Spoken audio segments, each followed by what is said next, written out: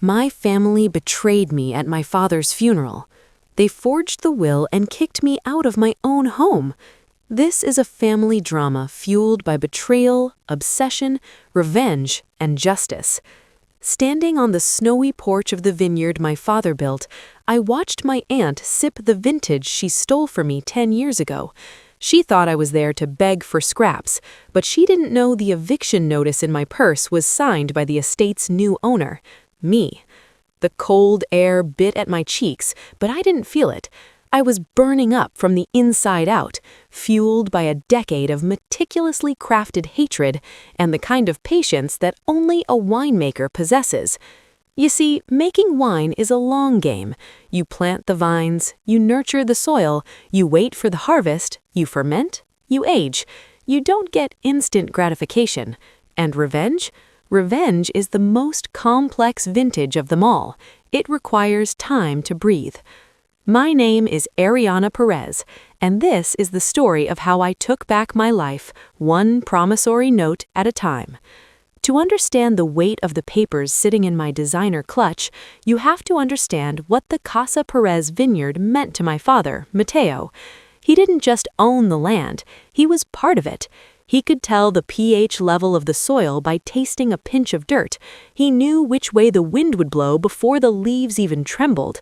He spent 40 years turning a patch of rocky, unforgiving hillside into the producer of the finest Pinot Noir in the region.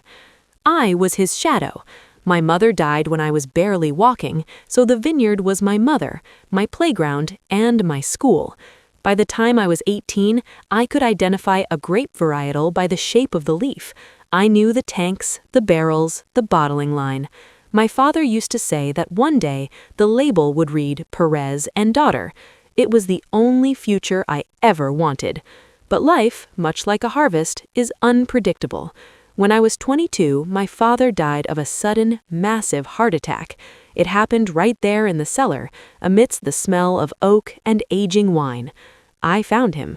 I held him as he took his last breath. My world didn't just shatter, it evaporated. I was lost in a fog of grief so thick I could barely remember my own name. And that is when the vultures began to circle. My Aunt Elena was my father's younger sister. She was a woman who believed that work was something other people did to fund her lifestyle. She had never pruned a vine in her life. She lived in the city, bounced between husbands, and only showed up at the vineyard when she needed a check to cover her gambling debts or a new car. She arrived for the funeral with her son, my cousin Marcus, in tow. Marcus was 25, lazy and entitled, with a personality that managed to be both aggressive and whining simultaneously. I was in no state to handle legalities. I trusted them. They were family, after all. Or so I thought. 2 weeks after the funeral, we sat in the lawyer's office. I expected a standard reading. My father had always told me everything would go to me, with a small stipend for Elena to keep her afloat. The lawyer, a man named Mr. Henderson, who had been hired by Elena only days after my father's death because our family lawyer had conveniently retired, cleared his throat. He produced a document that looked fresh, too fresh. He read the words that ended my life. I, Ariana Perez, was to receive a lump sum of $10,000. The entirety of the estate, including the vineyard, the house, the accounts, and the brand rights, was to be left to Elena Perez, citing my lack of business experience and emotional instability. I remember standing up, my chair scraping violently against the floor. I screamed that it was a lie. I screamed that my father would never do that. He had spent the last week of his life showing me the ledger books, preparing me to take over. Elena just looked at me with faux sympathy, dabbing her dry eyes with a silk handkerchief.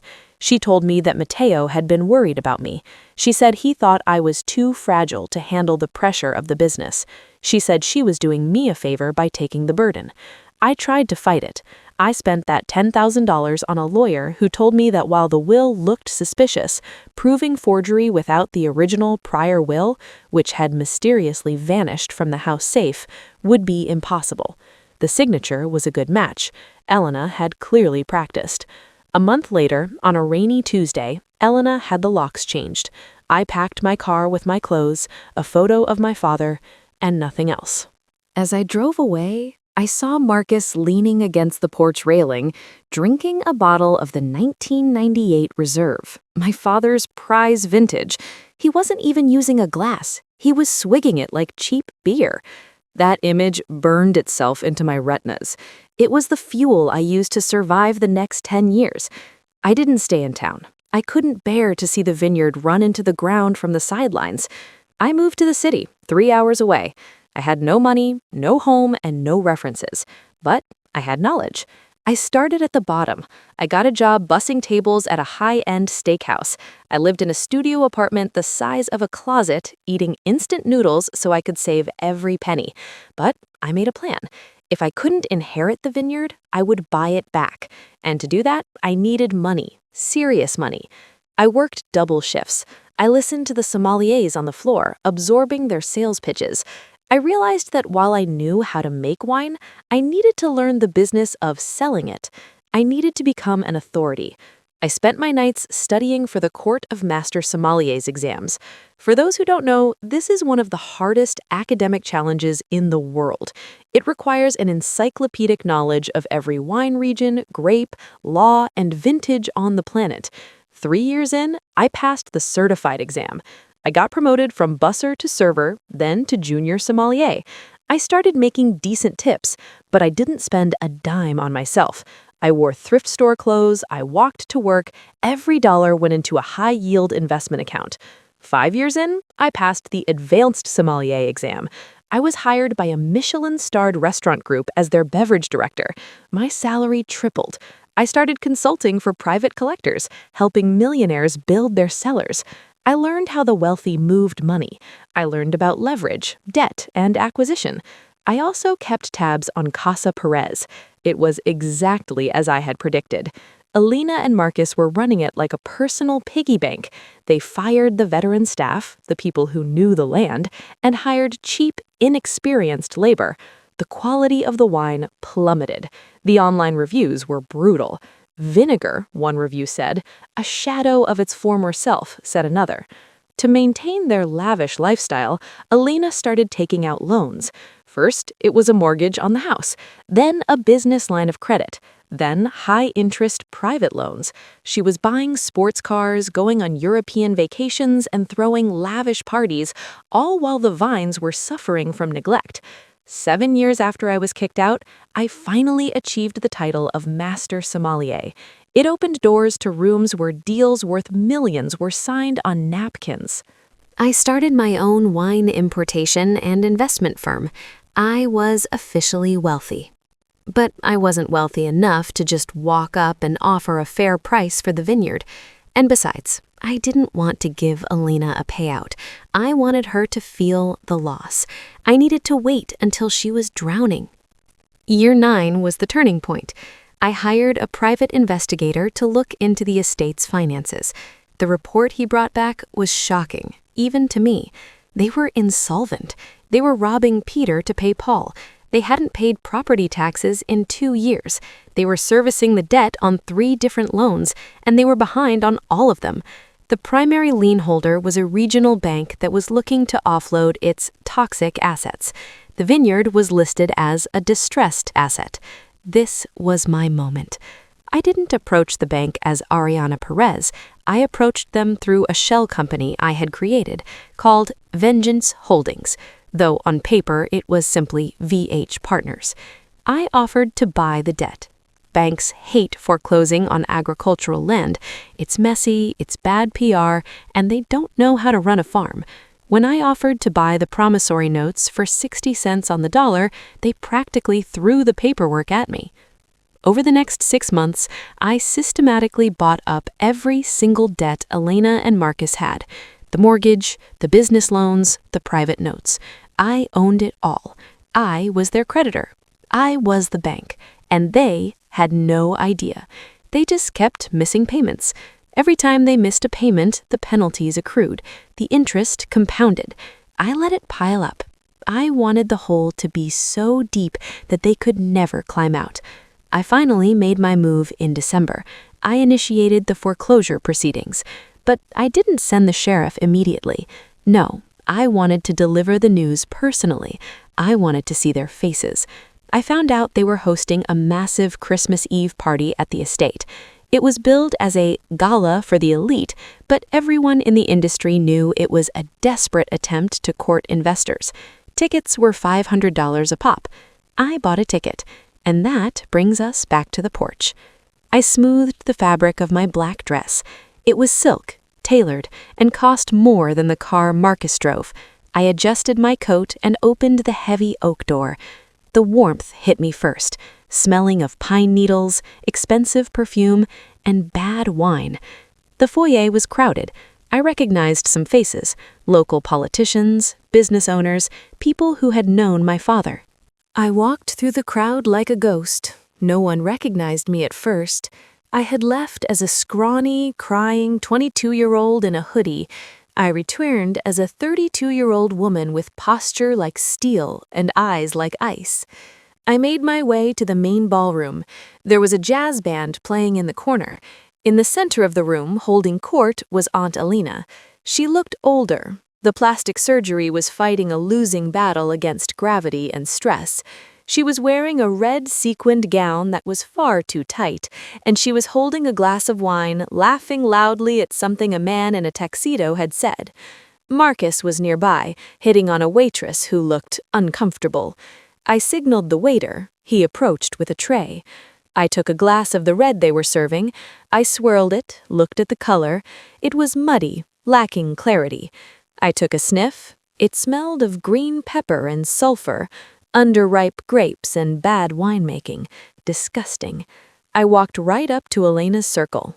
"Excuse me," I said, my voice cutting through her laughter.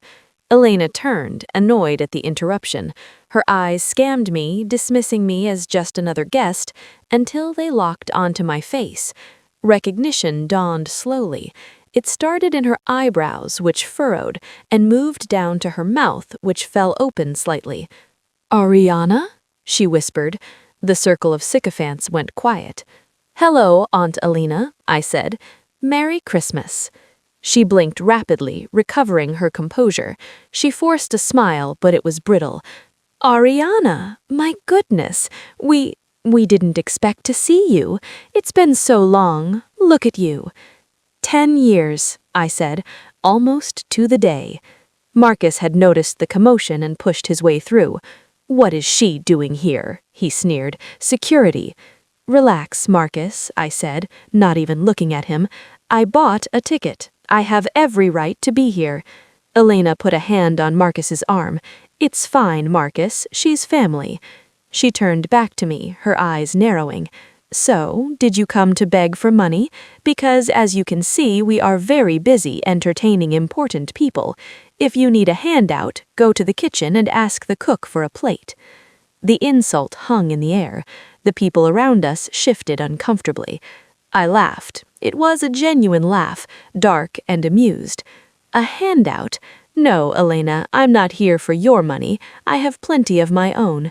I took a sip of the wine in my hand and grimaced, pouring the rest of it into a nearby potted plant. "Though I suggest you stop serving this swill. It's an insult to the Perez name. My father would be ashamed." Elena's face turned red. "How dare you? Get out! Get out of my house!" "Your house?" I asked softly. "Are you sure about that?" "Of course it's my house," she shrieked, drawing the attention of the entire room. The band stopped playing. "I inherited it! I own it!" "Actually," I said, reaching into my clutch, "you don't." I pulled out the folded legal documents. They were thick, bound with a blue cover. "You see, Elena," I projected my voice so the whole room could hear, "owning a house is a privilege. Paying for it is a requirement. And according to the records, you haven't paid the mortgage in 14 months. You haven't paid the business loans in 2 years." That's private business," Elena stammered, looking around wildly. "Security, remove her." "I wouldn't do that," I said calmly, "because if anyone is trespassing here, it's you." I slapped the papers onto the table next to her. I represent VH Partners, I said, the company that bought your debt 3 months ago. You owe me, personally, $4.2 million, and since you have defaulted on every single payment plan offered, I have exercised my right to foreclose. Marcus lunged forward. You're lying. You're a waitress. I am a master sommelier, I corrected him, my voice like a whip crack, and I am the new owner of the Casa Perez estate. This is the deed, transferred to me as of 9 a.m. this morning following the emergency judgment. Elena grabbed the papers. Her hands were shaking so hard she nearly ripped them. She scanned the lines, her face draining of all color. She looked up at me, terror replacing the arrogance. You bought the debt? She whispered. How? Hard work, I said, something you wouldn't understand. But we're family, she tried, her voice trembling. Ariana, you can't do this. It's Christmas. Family? I stepped closer, invading her personal space. Family is what you destroyed 10 years ago. You forged a will. You stole my father's legacy. You kicked a 22-year-old girl out onto the street with nothing. Where was the family then, Elena? She had no answer. She just stared at me, her mouth opening and closing like a fish. You have until tomorrow morning at 8 a.m. to vacate the premises, I announced. Anything left behind becomes my property. And Elena, if you take so much as a light bulb, I will sue you for theft. I have an inventory list from 10 years ago, and I have updated it with the appraisal done last week. Marcus looked like he was going to punch me. You witch! He screamed, raising his hand. Before he could move, 2 large men in suits stepped out from the shadows near the entrance. I had hired private security, anticipating exactly this reaction. They intercepted Marcus, grabbing his arms and pinning them behind his back. These gentlemen will escort you out, I said. The party is over. I turned to the guests, who were watching in stunned silence. I apologize for the interruption, I said to the crowd, but as the new owner, I cannot in good conscience allow you to drink this vinegar. If you would like to stay, I have several cases of a 2015 Bordeaux in my car that I would be happy to open. But the Perez family, the real Perez family, is under new management. For a second, nobody moved. Then, the man in the tuxedo, a prominent local banker who likely knew exactly how bad Elena's credit was, started to clap. Slowly at first, then others joined in. It wasn't thunderous applause, but it was validation. They knew. They knew the estate had been failing. They respected the power move. Elena collapsed onto a chair, sobbing into her hands. Marcus was dragged out, cursing and screaming threats that carried no weight. I didn't stay to watch them pack. I didn't need to. I had the sheriff coming in the morning to handle the physical eviction. Instead, I walked away from the party, through the kitchen, and down the stone steps into the cellar. It was cold down there, and quiet. The smell was the same, damp earth and oak. It smelled like my father. I walked past the rows of barrels. Most of them were empty or filled with the subpar juice Elena had been producing, but in the far back, behind a false wall that my father had shown me when I was a child, a wall Elena evidently never found, was the private reserve. I pushed the stone and the panel slid open. There they were, dusty, untouched bottles from the years my father ran the place. I found a bottle of the 1998, the same vintage Marcus had been swigging on the porch the day I left. I took the bottle and a corkscrew. I walked out of the cellar, out the back door, and into the vineyard. The snow was falling harder now, blanketing the vines in white.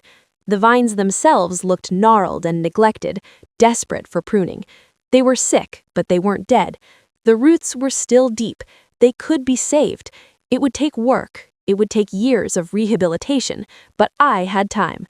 I popped the cork. The sound echoed in the silent night. I didn't use a glass. I took a swig straight from the bottle, looking up at the dark sky. The wine was perfect. It tasted of cherries, leather, tobacco, and victory. My phone buzzed in my pocket. It was a text from my lawyer. Sheriff is confirmed for 0800. Locks will be changed by 0900. Congratulations, Ariana. Welcome home. I took another sip. I could hear the commotion from the front of the house. Cars starting, people leaving, Elena probably screaming at the staff. But back here, in the vineyard, it was peaceful. I whispered into the cold air, "I got it back, Papa. It's ours again." The next morning, I sat in my car at the end of the driveway. At 8 a.m. sharp, a beat-up moving truck rumbled down the lane. Elena was in the passenger seat, wearing oversized sunglasses to hide her swollen eyes. Marcus was driving, looking straight ahead. They didn't look at me. They couldn't. As they turned onto the main road, leaving the property for the last time, I didn't feel pity. I didn't feel guilt. I felt balance. The scales had finally tipped back to center. I drove up the long, winding driveway. I parked in front of the house. It looked tired. The paint was peeling, the gutters were sagging. It was a mess, but it was my mess. I walked up the steps, key in hand. I unlocked the front door and stepped into the foyer. It was empty. The silence was heavy, but it wasn't oppressive. It was a blank canvas. I walked to the window and looked out over the snowy hills. I had depleted my savings. I was in debt up to my eyeballs to buy the debt that bought the house. I had a vineyard with a ruined reputation and vines that needed emergency care. I had a long, hard road ahead of me. I smiled. I rolled up my sleeves. It was time to get to work. Because the Perez family makes the best wine in the valley, and I had a legacy to rebuild. If there is a lesson here, it is this. Be careful who you step on to get to the top, because while you are enjoying the view, they are down below learning how to climb. And when they catch you, they won't just pull you down, they'll buy the mountain out from under you. If this story made your blood boil or gave you chills, make sure you like the video so more people can hear it. Subscribe for more true style revenge and justice stories every week.